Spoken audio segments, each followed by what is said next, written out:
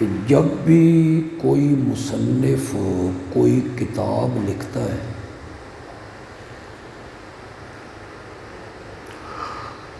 چاہے وہ عربی میں لکھے، فارسی میں لکھے، اردو میں لکھے، پشتو میں لکھے،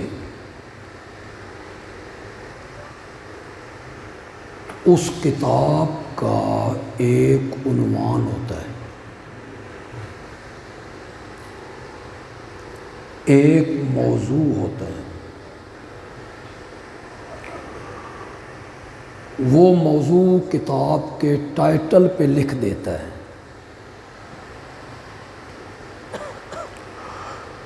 کتاب لکھنے کا کوئی مقصد ہوتا ہے، پھر اس مصنف کی ساری کتاب اسی موضوع کے گردا گرد گھومتی ہے۔ کوئی دلیل دیتا ہے تو اس موضوع کے لیے، کوئی حکایت بیان کرتا ہے تو اس موضوع کے لیے، کوئی لطیفہ لکھتا ہے تو اس موضوع کے لیے، کوئی شعر لکھتا ہے تو اس موضوع کے لیے۔ وہ کتاب مربوط ہو جاتی ہے۔ اگر کتاب کا عنوان کوئی نہ ہو، موضوع کوئی نہ ہو، دعویٰ کوئی نہ ہو، مقصد کوئی نہ ہو، تو ایسی کتاب پڑھنے کے لیے کوئی بندہ تیار نہیں۔ ہر بندہ سوچتا ہے بھی اس کتاب لکھی کیوں ہے، یہ منوانا کیا چاہتا ہے۔ اگر بندیالوی کی یہ بات صحیح ہے کہ ہر کتاب کا ایک موضوع، ایک دعویٰ، ایک عنوان لکھنے کا مقصد ہوتا ہے، تو پھر قرآن عام کتاب نہیں ہے، شہنشاہ کی کتاب ہے۔ اس کا موضوع کوئی نہیں ہوگا، کسی عالم کو سمجھ نہ آئے تو میں اس کا ذمہ دار نہیں ہوں۔ اس کا ایک موضوع ہوگا، ایک عنوان ہوگا، ایک دعویٰ ہوگا، قرآن کے نازل کرنے کا ایک مقصد ہوگا۔ سارا قرآن اس کے گردا گرد گھوم رہا ہے۔ آپ مجھ پر اعتماد کریں، میں نے قرآن کی تفسیر سبقاً پڑھی ہے، اور پڑھی بھی کسی عام شخصیت سے نہیں، شیخ القرآن مولانا غلام اللہ خان سے پڑھی ہے رحمت اللہ علیہ۔ اپنے والد صاحب سے پڑھی ہے، حضرت قاضی شمس الدین رحمت اللہ علیہ سے پڑھی، حضرت نیلوی رحمت اللہ علیہ سے پڑھی۔ قرآن کی ایک ایک سورت میرے سامنے ہے، ایک ایک آیت میرے سامنے ہے، ایک ایک پارہ میرے سامنے ہے۔ جو کہوں گا بڑے اعتماد سے کہوں گا، یا میری گل منو، میرے تے اعتماد کرو، اور دوسرا راستہ یہ ہے کہ خود قرآن کا ترجمہ پڑھو۔ بولو دعاں چ کیڑی شے صحیح ہے؟ ہوں آخو کہ تساں بیان کر دو جی، ساڈے کول تو سر کھڑکڑ دا ویل، بعض لوگ کہتے ہیں ساڈے کول مرن جوگا ویلا کوئی نہیں۔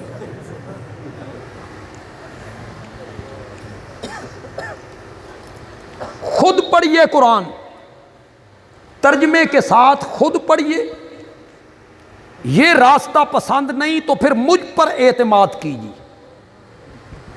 علماء، سٹیج علماء سے بھرا ہوا ہے۔ قرآن پاک کی 114 سورتوں میں 30 پاروں میں 6600 سے زیادہ آیتوں میں اللہ نے صرف ایک عنوان سے گفتگو کی ہے۔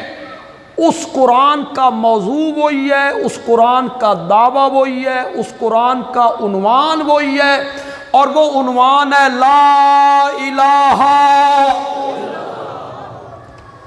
یہ قرآن کا کیا ہے؟ دعویٰ۔ یہ ثابت کرنا چاہتا ہے اللہ اس پوری کتاب میں صرف اس بات کو ثابت کرنا چاہتا ہے کہ اس پوری کائنات میں، اس زمین میں، آسمان میں، انسانوں میں، جنات میں، ملائکہ میں، عرشیوں میں، فرشیوں میں، ازلیوں میں، ابدیوں میں کوئی بھی الہ بننے کے لائق الا اللہ، مگر کون ہے؟ یہ نہیں قرآن منانا چاہتا بھی اللہ کو الہ مانو، یہ دعویٰ نہیں ہے، صرف اتنا دعویٰ ہے کہ اللہ کو الہ مانو۔ کتنے لوگ میرے اشارے کو سمجھ پائیں گے، اور اگر وہ سمجھ پائیں گے تو پھر میری تائید بھی کریں گے۔ بندیالوی کہتا ہے الا اللہ بعد میں ہے، پہلے کیا ہے؟ یہ منوانا چاہتا ہے قرآن، لا الہ، یہ منوانا ہے۔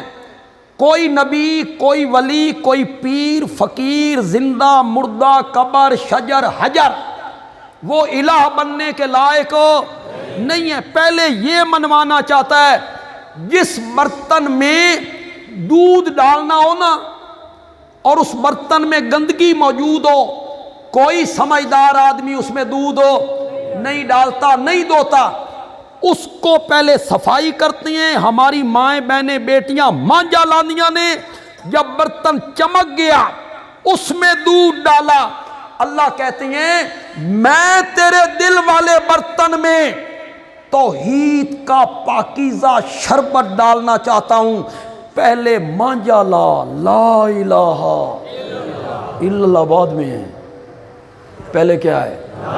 لا۔ شیخ القرآن تجھے کہاں سے لے کے؟ لا، کوئی نہیں۔ یا اللہ انبیاء بھی ہیں، اولیاء بھی ہیں، ملائکہ بھی ہیں، فرشتے بھی ہیں، کیا کہنا چاہتا ہے؟ لا، کوئی نہیں۔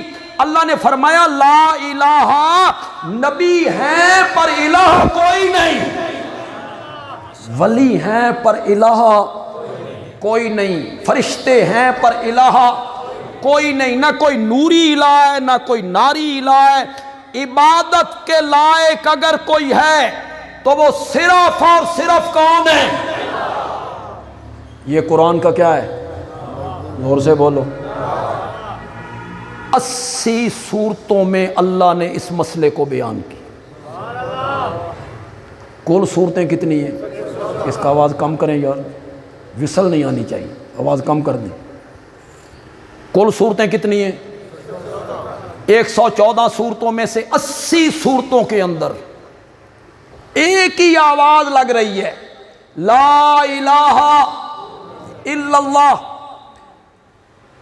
جو سورتیں ہجرت سے پہلے اتری وہ مکی ہوتی ہیں، جو ہجرت کے بعد اتری وہ مدنی ہوتی ہیں۔ مکی سورتوں میں آپ کو نماز، روزہ، حج، زکوٰۃ، معاملات، حقوق کچھ نہیں ملے گا، کچھ نہیں ملے گا۔ یہ سب چیزیں مدنی صورتوں میں ملیں گی۔ مکے کی 13 سالہ زندگی میں میرا نبی ایک ہی آواز لگا رہا ہے، لا الہ۔ ایمان بنایا جا رہا ہے، عقیدہ درست کیا جا رہا ہے، شرک کے خلاف عملی جد و جہد ہو رہی ہے۔ اللہ کے سوا الہ بننے کے لائق ہو